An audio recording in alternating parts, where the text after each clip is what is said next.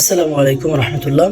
সর্বশেষ মোহাইমিন পাটোয়ারি ভাই একটা পোস্ট করেছে, দেখেন এখানে তিনি অনেকগুলো কথা এখানে বলেছেন, যেটা আমার সবচেয়ে বেশি ভালো লেগেছে।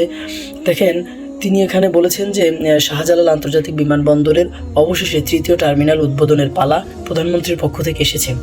এখন অনেকগুলো সমস্যা, কবে এটা উদ্বোধন হবে সেটা এখনও মানুষ এনশিওর হতে পারেননি, জাস্ট নির্দেশনা দেওয়া হয়েছে।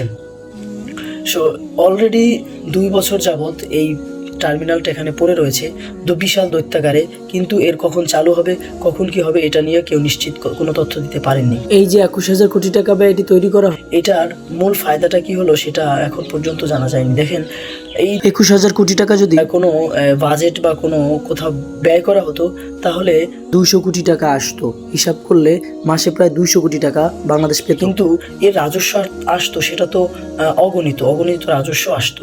কিন্তু এখন যে কাদা ছোড়াছুড়ি, টানা হেঁচড়া, এটা গভর্নমেন্টের কোনো মাথা ব্যথার কারণ নাই। কারণ হচ্ছে গভর্নমেন্টের নিজস্ব পয়সা তো আর নিজস্ব টাকা দিয়ে তো আর এটা বানানো হয়নি, যার কারণে এটার এই অবস্থা বর্তমানে অবহেলায় অযত্নে পড়ে আছে।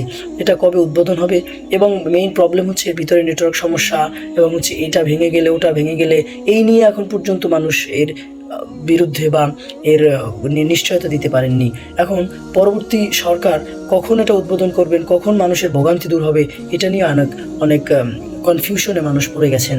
সুতরাং এখন বর্তমান প্রধানমন্ত্রীর প্রধান কাজ বা প্রথম কাজ হচ্ছে এটাকে সম্পূর্ণভাবে উন্মুক্ত করে দেওয়া, এবং ভিতরে যত প্রকার আপনার অনিয়ম, যত প্রকার অযোগাযোগ ব্যবস্থা রয়েছে সেটাকে পুনরায় চালু করে দেওয়া। তাহলে দেশের মানুষের ভোগান্তি কমবে এবং জাতীয় রাজস্ব আয়েও অনেক বড় ধরনের একটা ইফেক্ট পড়বে বলে আশা করা যায়।